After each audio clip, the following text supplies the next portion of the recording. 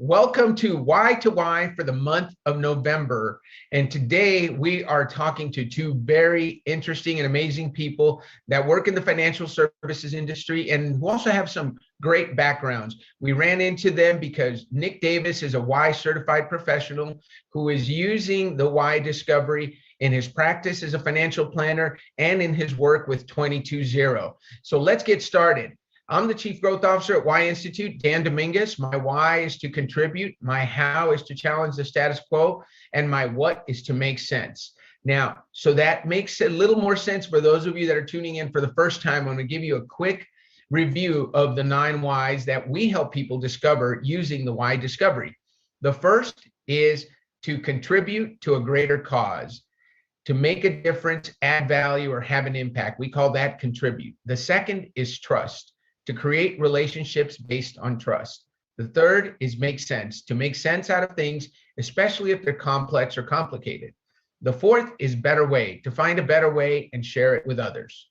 The fifth is right way, to do things the right way in order to get reliable results. The sixth is challenge, to think differently and challenge the status quo. The seventh is mastery, to seek mastery and understanding. Number 8 is clarify, to make things crystal clear and understandable. And number 9, to simplify, to decrease complexity, make things simple.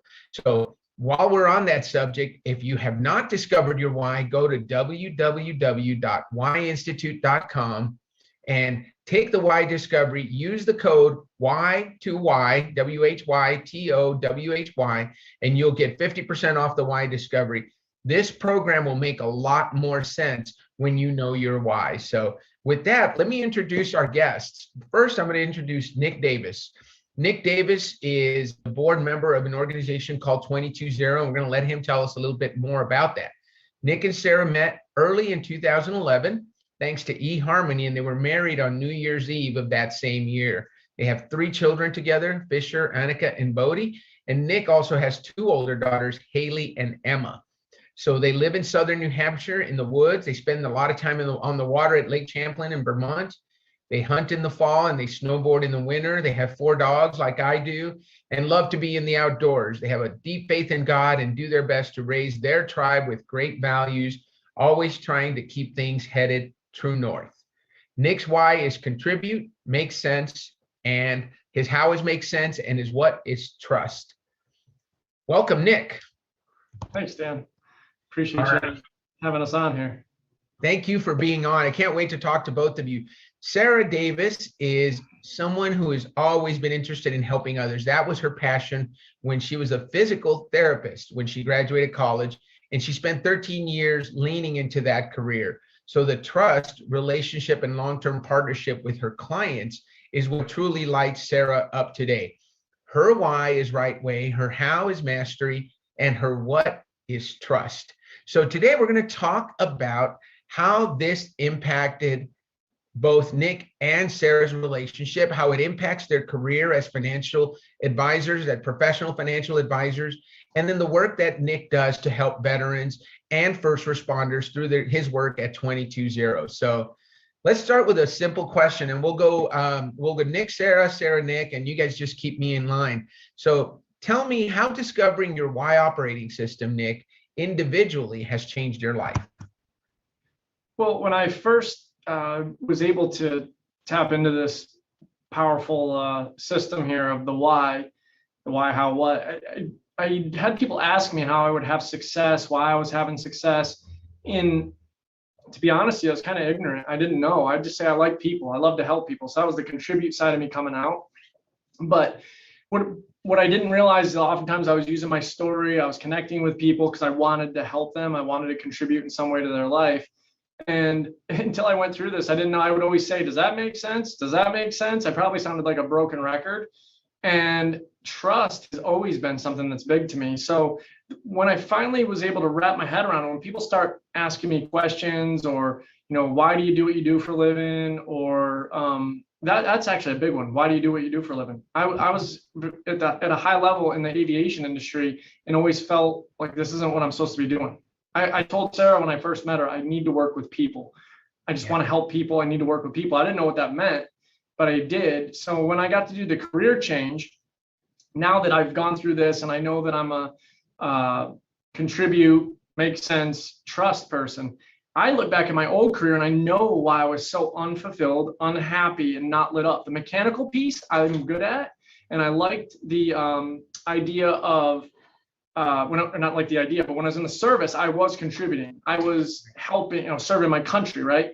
But once you transition to the civilian world and it's aviation, I'm not contributing. I'm not making sense of an aircraft for a principal on the back of the airplane. They just need to get where they need to go. And I'm not really building deep-rooted relationships. Flip that into what Sarah and I do professionally now. Everything we do revolves around helping, contributing to our clients' lives, right? Protecting what they have, helping them navigate the bad stuff, protecting and growing what they've worked so hard for. And we get to make sense of, and even with Sarah with her mastery, really dive into the nitty gritty so that we can build a trusting relationship. So when you look at what we do professionally, I wish we could take this and run every single 17 and 18-year-old in the planet through it before they go to college, and their parents, because they probably have parents that one of them is not happy in their career, not happy what they're doing. And when you're lit up by what you do, you don't feel like you're working anymore. So Dan, just like you right now, you're a contribute person, right? You get to kind of challenge the status quo, what's going on, and you get to build relationships, or I can't remember, are you trust at the end or you simplify? Makes sense. So, and when you do this, people go, wow, that makes sense why I do what I do now, right? So every day you're lit up doing what you do. So for me, the job and our relationship and the nonprofit, it just ties so much into our world that it literally kind of ties it all together. I don't know how to explain it other than that. Maybe Sarah can chime in with a couple of cents there, but that's how I feel about it. It's how it's helped me. I love how, this is what's really cool. When you know your WHY+HOW+WHAT and you're living it, you get excited just like you did, Nick. I see that in people because now you know it and you live into it, and what you did before, what didn't match makes sense, and what matches so well now makes sense for you. So Sarah, tell us your story. Your why is right way, mastery, your how is mastery, and your what is also trust, like Nick. So I can see where you guys come together there. But tell me what it was like for you when you figured this out. I'm assuming Nick is who helped you go through the process. Yeah, I hadn't figured mine out first. I was relieved. You know how you felt that like this makes sense, why I'm lit up. For me, learning about the why organization and what you do, it was complete relief, because Nick is the contribute person and I'm not at all. So for years, he's just always given of himself to everyone. He's a yes man. If somebody just needs anything, he's there doing it. And me, I spent some time at home with the kids. To be honest, there was years I was resentful, honestly, and selfishly now looking back, because he just kept helping everybody else. But I'm like, what about us? What about us?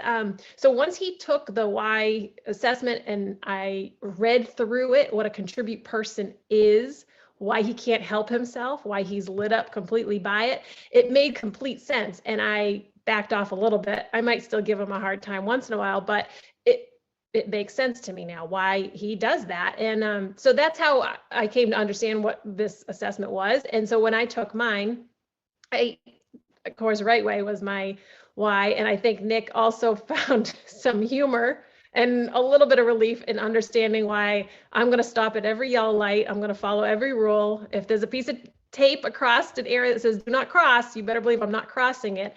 So it made us just help our relationship understand each other better. I almost dumped her. We went to a concert and I crossed a thing that said, do not cross this line. It was out into a balcony and I'm like, the singer's right there. And there's a whole group of people. I'm like, let's go, guys. And we just crossed over. We're all watching. And she's like, what are you doing? Like full meltdown. I'm like, oh boy, I'm dating the crazy one. I found another crazy one. Oh my gosh. Now looking back, and she reeled it in quickly after we left, but she also didn't like crowds at the time, which that's another conversation.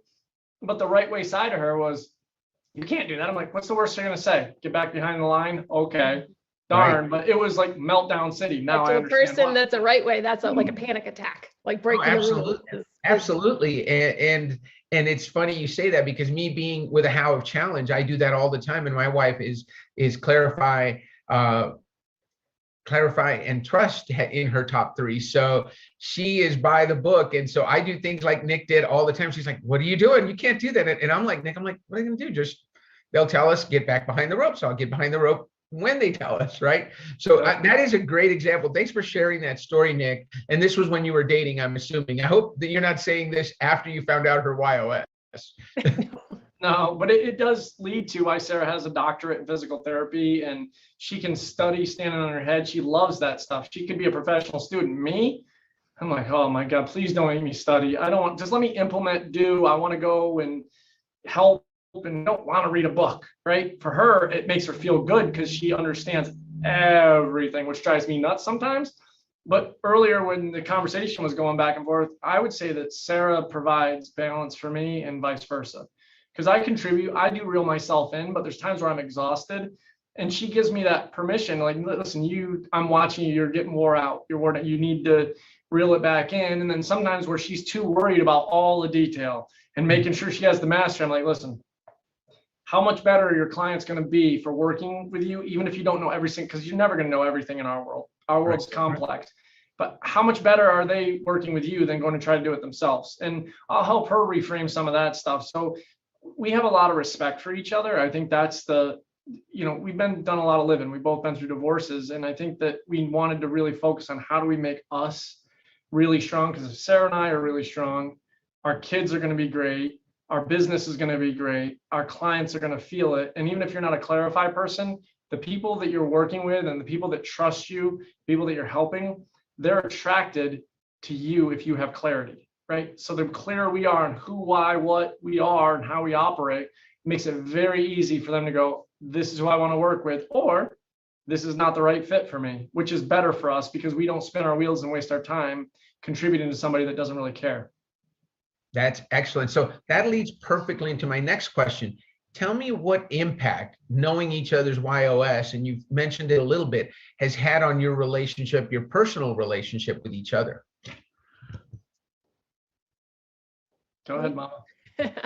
So yeah, less resentment for me, more understanding, giving him more space, giving him more permission, taking more of the lead role at home so that he can have that freedom to run with it and go contribute all over the world. How about for you, Nick? I honestly think that Sarah knowing her why, I think that helps just as much as her knowing mine. She does all the things that she just said. She does give me the space, but she would have a lot of guilt. Look at who Nick's helping. I'm not helping it. All the contributing he's doing, I'm not doing that. I think that's where a lot of the resentment came from. Because like he's doing all this stuff. Yes, I'm stuck with the kids, or I'm doing this while he's doing that, but I don't even want to do the stuff he's doing. So I'm double guilt all day long. Now that she understands it, she doesn't. It's like keeping up with the Joneses, right? She doesn't need to keep up with me. She's not me, and vice versa. You know, I can't be her. She's amazing in her own way.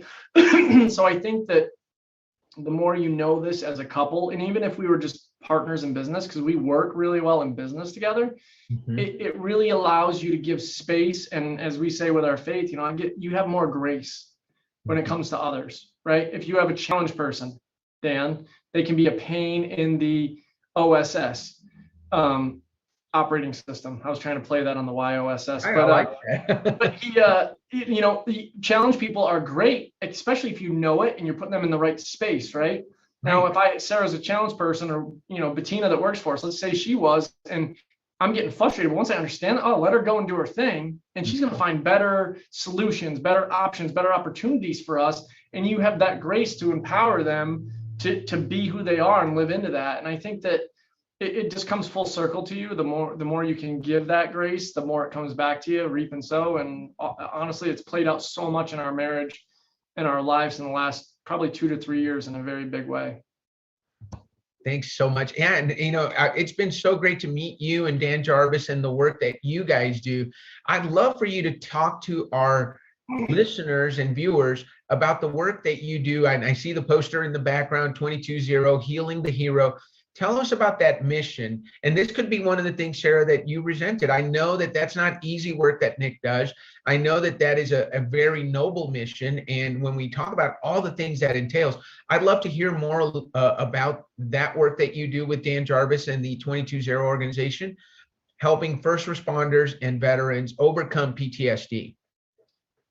So Dan and I have become best friends. We're just is very few people on the planet I trust more than him. I love the guy. He says what he means and means what he says, and he shows you with his actions. And when I met him, he had severe PTSD. He had contemplated, he almost took his own life one night, and he got healed from having PTSD. And I helped him get 22.0 off the ground, because 501c3, that's Sarah and I's world. But Dan and I really started diving in, hand in hand, when I realized how powerful what we're doing is. And to be honest with you, we've worked with hundreds and hundreds of civilians. So it's not just the people in uniform. That's our mission as a nonprofit. But I want anybody that hears this, if you're struggling from a traumatic event, that if you were to think about it on a scale of 0 to 10, 0 is no emotion, 10 is pretty intense. If you're like a 7 or higher, there's a good chance you have mild to some form of PTSD. I'm not trying to diagnose people, but feel free to give us a call and we'll help you, or we'll connect you with someone. The look that we normally get, and this is usually kind of comical. I did a Zoom earlier, and when you tell somebody I can cure PTSD, look around the room when I say that, and there's all these eyeballs like, yeah, right. It's too good to be true. It's unbelievable. That's crazy talk. We can get rid of anxiety. Anybody that has anxiety, and there's a lot of people with anxiety, they've been on medications for years. Yeah. Bettina, that works for us, is proof. She is on anxiety meds, and she's given me permission to share this, but for over 30 years, we cleared her anxiety, no more meds. So the processes that we run with folks that are, as I say, jammed up, trauma that you experience, a lot of veterans, first responders, nurses, doctors, people that serve, right? Psychologists and therapists. Those career fields, a lot of people get into because they have childhood trauma or childhood events that make them want to help build trust, serve, or even figure out their own stuff. Mm-hmm. So what we see is trauma stacks on trauma. So by the time you get in the military, or the time you become a nurse or a doctor or a psychologist, you've had other traumas in adulthood. So you think those are your bad ones, but a lot of times it starts at an early age, not always, but it does. So when somebody has a bad event, basically what we do is we bookend the bad event with a black and white image. And I'm going to give you the very brief version of this that we can maybe some other time do a different call. But you bookend the event with a black and white image where the person was safe and okay before and after. And you run through a process where they would, like for me right now, I would imagine that I'm sitting on that couch behind me and there's a TV up on my wall, and I put the black and white images up on that TV. And then we go, okay, go stand over in the corner so that you can see yourself on that couch, but you can't see the TV, because the you on the couch is going to watch you on the TV go through the events. Starts with this black and white image before anything happens, you're safe, and it ends with this one. When you run this process, and there's a little more to it, the person does not have to talk about their trauma. They don't have to relive it. We don't want them to relive it. We don't want them to think about it. We want them to be disassociated from it. And it allows the brain to go, wait. This is black and white. It's old. I was safe before. I was safe after. This doesn't belong in my amygdala. And when we finish the process, they'll go from a 10 to a 0. So one guy in our documentary that we just finished filming, and it got released on 9/11, Healing the Heroes of 9/11, The Way Forward. We took 5 first responders that were at ground zero who had severe PTSD, and we cleared them off. We interviewed them. They talked a little bit about it. We cleared them off camera, and 2 days later, we're all at ground zero together. Now, these are people that couldn't go back into the city, people that couldn't go to ground zero, hadn't been there in 20 years, PTSD gone. So basically, everything that we do is to try to, help those people sever that emotional connection to a traumatic event. Because some people that are civilians go, I cleared a guy who was a civilian at ground. He was blocks away watching everything happen from another building. Yeah. He felt guilty because he's like, I wasn't a first responder. Why should I have PTSD? Well, it's post-traumatic stress. And I don't care who you are. If you are on any building and watch those towers fall on 9/11, that's post-traumatic stress. You don't have to wear a uniform to have that be a part of your life. So it's any traumatic event, and something that's traumatic at age 6 might not be at age 27 or 47 or 67. Right. So we just help people walk through that process, and we disconnect it and give them their lives back. And we've done it thousands and thousands of times. It works. And I guess the problem with me is I'm a contribute person. And when I know I have a superpower, which is not really me, it's just I'm coaching them through the process, but it's like, you're healed, move forward. And the guy at the end of our documentary, his name's Larry, he had literally had a gun and tried to kill himself 5 days before I worked with him. Mm-hmm. He came, his friends stopped him. I worked with him. We cleared 5 traumas in one session, his guilt and his anger. And the next day they made a post on LinkedIn and he's got this huge smile on his face, and it was a real smile. And what he posted brought me to tears. I had no idea. I saw that on your profile. Yes. It was profound. So when you do that, like, I'm not a doctor. If you cut your arm open right now and you're bleeding out, I'd be like, dude, you're going to die. I'm sorry. I'll call a doctor. Like, I'm not stitching you up. I might throw a tourniquet on there, but that's not my jam. But the mental health healing, I love it. And I love to see people be free. My own wife has benefited from it. I've benefited from it. So it's something tangible, I guess. And the results are immediate, which I like boom, you're healed and you're feeling better. So next to my family and God, that's in my clients, the passion that I have for 22.0 and what Dan spoke into existence, and we've been tied at the hip moving forward with it. It's really healing the people amongst us in our country that give the most back to all of us collectively. So love it. Thanks for asking and bringing it up. Oh, Nick, if somebody wants to help or wants to learn more, is it 220.org? It's 220.org. You'll get our website. If you send a message in, you're literally going to get Dan or me. My cell number we can put up when the time's right. I'll absolutely give that out. And my email address is nickdavis, NICKDAVIS @220.org. And people can if I'm busy, me and Sarah are on vacation with the kids, I'm not going to leave you hanging. We'll refer them to another coach. We're training people to do peer-to-peer coaching. Because if you are a Marine, you're going to feel more comfortable going to talk to a Marine, right?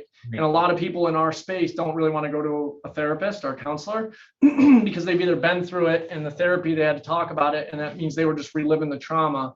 Right. So they're cagey. So with us, if you're a physical therapist, and I got Sarah that's a peer coach, and I can say, hey, I have a peer coach that's a physical therapist. Perfect. Oh, great. There's immediate trust there, right? There's some kind of, there's commonality. So it really works very quickly. Yep. Excellent. Sarah, as I was hearing Nick talk about that, his contribute just came out so vividly, right? And you mentioned when we talk about that relationship, now that you understand that he is driven to help others, that is what lights him up.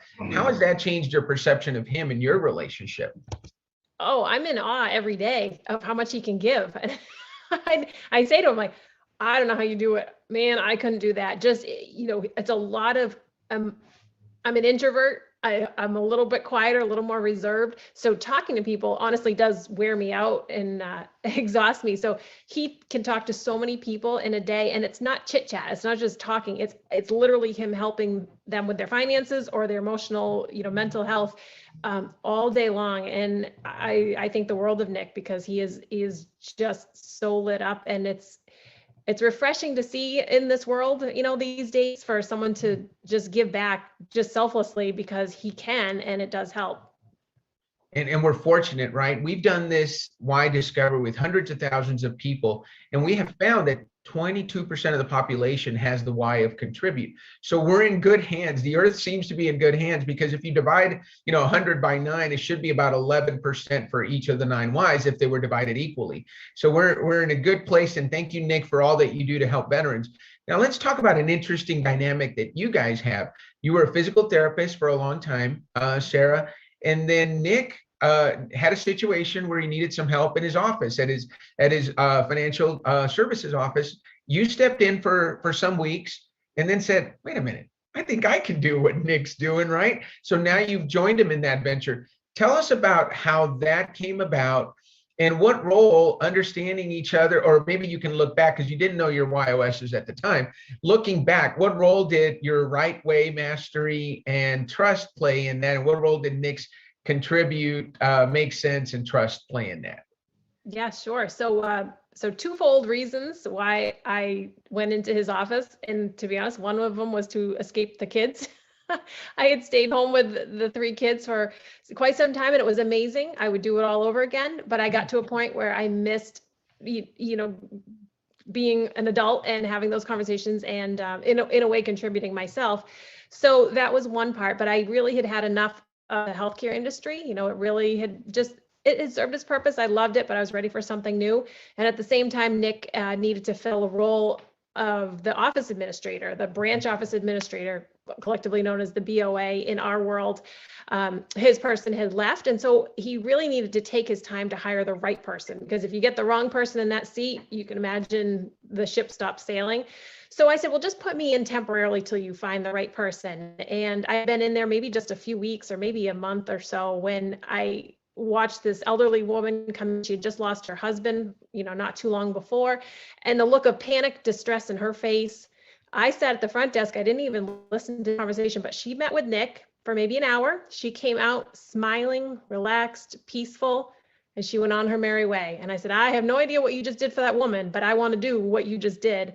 And didn't really know what I was getting myself into, but I said I want to be a financial advisor, So for me, that knowing now, I didn't know then, the right way, the mastery, I knew the trust. That's always been big, for my core values, but I tackled the studying and the learning head on.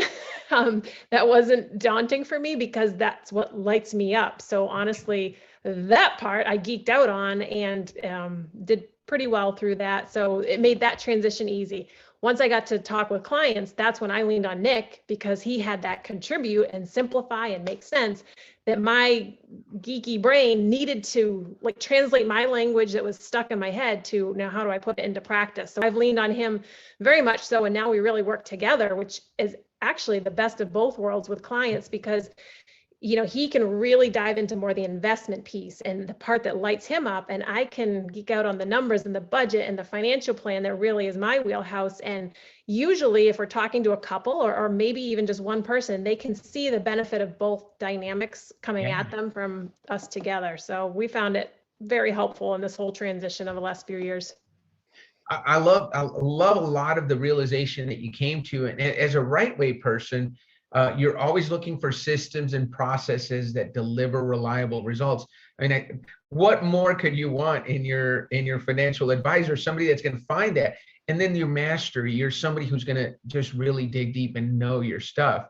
One of the challenges that we know of people with mastery in their top three is they tend to know so much they overwhelm the people they talk to, right? And as Nick said earlier, you don't need to know everything. You just need to know you don't have to tell them everything. You just need them to know what they need to know in order to make the right decision. So I'm sure that has helped, because makes sense kind of cuts through all the clutter, right? And so he's probably helped you a lot with your messaging, and you probably are a great resource for him when he needs more depth, because he knows you've probably got the answer that he doesn't want to go research. Yeah, he doesn't want to hear it, but he knows where I can pull it out. She's very, very good. Like how she said it, she looks at me going, wow, you must be exhausted, all the people you've been talking to. When we sit down and look at our budget, our personal family budget, money, bills, I'm like, oh, if I have to do this for 5 more seconds, I'm going to go jump off a bridge. I'm overwhelmed. She's like, that's easy for me. I like it. So it really, the differences, which some of them we probably shouldn't really work together so well, but I think Sarah and I have done so much living in a short period of time. We're both in our early 40s, but we've gone through divorce. We've both owned multiple homes, real estate, investments. I've had it all and lost it all. I've been through bankruptcy when I went through my divorce. So it's like we've been through a lot of stuff that not just what we learn reading a textbook or in the financial world, but we lean on our past experiences, and we're always going, how do we grow as people and grow together and help each other? And I think she's reeled me in a lot of times because I am such a contribute, make sense person. A lot of times when somebody's talking, I want to be like, oh, stop talking. Let me make sense of that for you, because I feel like I can do it better. Right. It's tough. Being more self-aware of the way I speak, things I do, I've become a very good listener. You would actually kind of laugh at this. When Sarah and I sit with clients, a lot of times, no, Sarah is much more reserved. When she speaks, you listen, right? I'm jealous of that because she just has that way about her. I might have command presence and move people to action, but she has that way about her. Sometimes it's funny because we'll sit with clients, and if she's a little nervous or whatever, I'm in total detective mode. I switch, like my brain goes into another world, and I'm listening. And just as they're about ready to give me the details that I'm waiting for, Sarah will jump, Bettina might jump in, and I'm like, what's wrong with you two right now? where's my quiet ladies that are so articulate and smart? And I was like, they were just about to give us the information we needed. And we've had so many conversations, and the thing that allows us as a couple to work together and thrive and have those conversations, I think, is the level of respect that we have for each other. And you have more respect when you learn how the person's wired. Knowing that Sarah needs the detail, she needs to understand it, and she needs to do it the right way, allows me to have more grace for her when she comes questioning me and she's all nerved up and I'm like, oh my God, do I really? Well, of course, number one, you're my wife and I love you, but I understand why you need that information. And for me, when somebody comes to me with information, you start going into all these details, I'm like, save it, bullet points, or I'm going to kick you out of my office, because all that stuff just wears me down. And Sarah and Bettina, everybody in the office, we really work well as a team. We have 5 of us in the office total right now. And it's like a well-oiled machine, which is odd for a small office, right? Because if you have one bad apple or one person that doesn't fit, it's not like an office full of 40 or 50 people where you can kind of hide and avoid the person. Right. You come into work and you're with them every day. So how have you done the WHY+HOW+WHAT with everybody in the office? So you kind of all know each other? I love that. Yep. So you know Bettina's, and then there's a 5th person. So you know everybody's why, how, and what, and you know where they're coming from. I love the phrase you use. It gives you grace for them, right? It allows you to give them grace, to allow them to be who they are, and then accept the gift that they bring. And it teaches you something. A lot of people are micromanagers, right? Yeah. Micromanaging will cause you to lose really good people. I'm anti-micromanage person. I believe in empowering people, but there's ways that some of us, depending on our why, if we are the person that leans more that direction, understanding that about yourself will keep you from taking action, saying things, or doing things that would otherwise bring your partner or whoever it's working with you either equally or above or below you. You know what I mean? Yeah. So I think it really helps in that avenue. You guys are answering questions before I get to them, which is great. But one question, when we were talking before, you talked about a young client's child that came in, ready to go to college, and you saw where they were going, and you said, you know what, before you go anywhere, let's give you the why. Let's figure out your why, how, and what. So tell me how that went. It's you know what, it's the funny thing is, if the parents are with them, and I've had both situations, and I don't know about Sarah, I don't want to speak for her, but it's honestly a way for me to tell the parents that they need to check themselves before they wreck themselves without saying it. Right. Because when they finally realize that the kid doesn't want to go to school to be an attorney, because they're like, if you line up what you do for a living, like me, right? Okay, can you contribute by making sense of something and build trust by working on an airplane?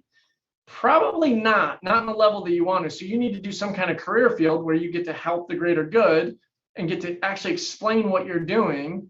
A doctor could do that. There's different career fields that can do that kind of thing. A counselor, a coach, a teacher.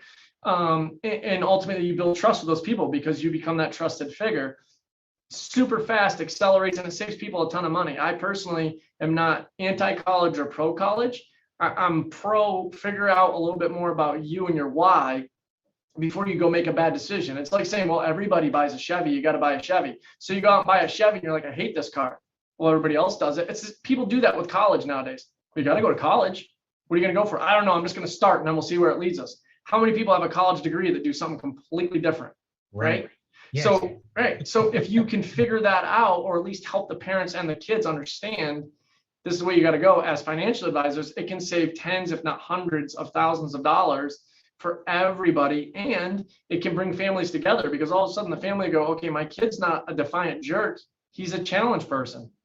He just has to challenge us. That's why he doesn't do what his teacher says every time. He's challenging it and finding a simpler way to do it, period. Now mom and dad understand Junior, and Junior's not getting throttled by mom and dad or grounded or car taken away. Let them be them. You know what I mean? So a lot of what Sarah and I do on a daily basis is a lot of human psychology, interaction, managing emotions. And the better you can understand somebody like those kids, you can bring the emotional temperature down in the room, and the kids thrive and the parents thrive, and they think we're geniuses, but we're just stealing what you gave us. So I love that. No, and here's my final question, and I want to hear this now. And you and I are going to have a conversation offline, both of you, because you haven't taken advantage of this as much as I think you could. Tell me how you believe knowing the WHY+HOW+WHAT of your clients can help you as you work with them on their financial planning, their estate planning, everything that you do as financial service professionals. How can knowing the WHY+HOW+WHAT of your clients help that? Sarah? So much, because for me, the way I picture it is if I know that person is a contribute, for example, and mastery is nowhere to be found, I am not going to kill them with the data that they don't want. Versus Right. the one that is more aligned, like myself, we can have those conversations. So I think that their perception of our relationship is going to grow stronger if I'm speaking to how they want to learn information or how they want to experience, their financial plan. I can cater it to more their desire rather than my perception of what it is I think they need.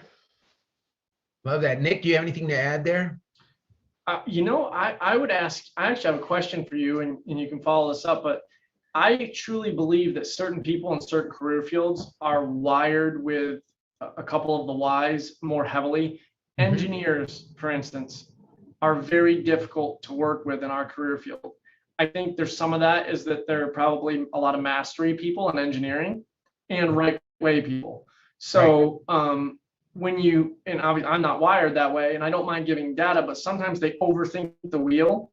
Mhm. And you're like, listen, you're not gonna, just like they don't go to their attorney or their CPA and go, well, I read this book and I can figure out what you're doing. But for some reason in financial planning, they've Googled it or they've read a few things and they feel like they need to have some control here because maybe they're fear-based about money. Sure. I don't know what it is, but certain career fields seem to have it more heavily than others. So to really be able to identify, is that truly the way they're wired, or did they experience something bad in childhood, which come back to 22-0, because we can clear. I've literally sat here with clients who had poverty consciousness, right? They would call me every week, the market's down, the market's down, the market's down, or this stock went down. I asked one woman, when was the first time you ever remember experiencing the emotion, the lack, the poverty mindset? She goes, when I was 8 years old, I was in a store with my mom and they had money and lost it all. Mom was holding bread in one hand and sandwich meat in the other, and she didn't have enough money to buy both. And when I asked her scale of 0 to 10, when she thought about that, how strong was the emotion? It was only like a 2 or a 3 at that moment. We used our EMP process. I cleared the poverty mindset. She has not called me one time in the last 8 months about her portfolio. Awesome. It's subconscious wiring. So when you combine, it's kind of this really good cohesive unit, what you do and the stuff that we're running that combines into Sarah and I's world, because when you can understand the person fully, you can, instead of getting angry because the person's calling you all the time, you're like, well, you don't trust me. It's not they don't trust you. It's their own subconscious learned belief structure of I'm going to lose all my money. That's what it's not. I don't trust Sarah, trust Nick. So the more Sarah and I learn and the better we get at this, we should probably have an in-doc process. Like second appointment, you're taking your why. Sit down, take it. We're going to document it. We'll keep it on file. I wouldn't hire Bettina until she did it. I said, I don't care. You're amazing. My wife loves you, but I'm not hiring you until I know your why. And we did another process, the Kobe, and it has not worked against us yet. We've done the Kobe and why with everybody that's worked for us, and it's amazing the results. Before, train wreck. After, smooth sailing. So am I wrong, Sarah, or is that right on? You are not wrong. Dead on. And I love that because you learned that through our mutual friend, Jerry Luhman, who uses the why along with the Colby. And it's amazing when you understand why people do what they do, and then you understand what they have energy for based on their Colby. And so you put people in the right seats on the bus so they can have the best performance. Nick and Sarah, this has been so much fun. You guys have been great guests. What question did I not ask you? What question are you thinking, you know what? I want to answer that question, because no matter how good an interviewer we are, we forget something. Is there something you want to talk about that I didn't ask, or is there a topic we want to cover? Sorry. Back when we first started dating, we read the 5 love languages. That was the book of the I don't Yes. know, the time. And Yeah. that helped us some, understand each other. But if I could encourage anybody, I guess it's not a question, but if anybody's on eHarmony, like we used to be, or no, I'm just kidding, dating, doing your why for your own self and then your partner, as much as it helps in our business, on the personal relationship front and with parents with kids, as soon as the kids are old enough to take the assessment, what would you think is the minimum age that someone could take the assessment? Great question. We've had kids as young as 7, which is my daughter, take it. Okay. And it's pretty accurate. What we want to do is make sure people are, their why is wired. People ask me, is your why born? Are you born with your why, or is it based on your experience? And the answer is yes, as you guys know. It's both, right? Some of it it's innate, and some of it our surroundings have to do with it. But I for sure would recommend it for teenagers. Anybody above 13 years old, you're going to get a good result from the why, and it's going to be pretty accurate. And that's probably where I would draw the line in terms of, now our daughter, because she's a good reader, we were able to get her through it, but we still have to help her at 7. She's 9 now, and her why has not changed. It's still challenge. So Nick, how about you? What about, so the question for you, Sarah, was, I'll do this Jeopardy style. What would you say to a couple that is dating about taking the why, which you answered, which was perfect. What about you, Nick? On a couple that's dating, or just on the why in general? What question have I not asked that you would like to answer? Well, honestly, my question to you, or my challenge to you would be if you could create kind of a template on how people in our world, or even couples, can use the processes, right? Because I know we're talking about the why, but when you do combine it with the Colby, and Sarah bringing up the love languages, like I'm, words of affirmation and physical touch person. Yeah. We could truly do, like, honestly, I think between what we do at 22-0, what you guys are doing, and what we're talking about right now, the love language, we could literally heal the world. There's so much angst out there right now that if we could bring people back to where more of us have that grace and can give each other that space and understand each other better and focus on how we're the same. We might be internally wired a little different, but understand that we gotta start bringing people back together. And if it's not leaders like you and Sarah and Dan, who's gonna do it, right? So I think we owe it to people like that. And maybe we can do some collaborating between us on a professional, personal level and 22-0 to where we can start showing a bigger movement of that, because it's profound. When I met Jerry, just to say one quick thing about Jerry, he's one person I've met in my life that you could tell he was genuine, and in his better way and share it. It was just like my contributor. It just came out like, dude, this is awesome. I have to share it with the world. Mm-hmm. And he's always shown in his actions with me that he does want to help, and he does want to help me find that better way and share it. And I have some of that in me, but I'm eternally grateful for Jerry and what you guys do, and the grace that my wife has given me, because I'm not easy to deal with sometimes, and she gives me a little more credit than I probably deserve.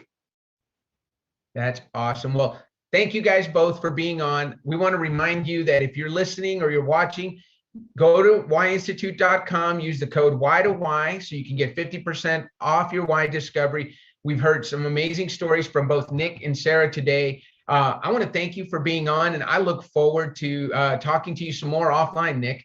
Have a great day, everyone, and we'll talk soon. Thanks, Dan.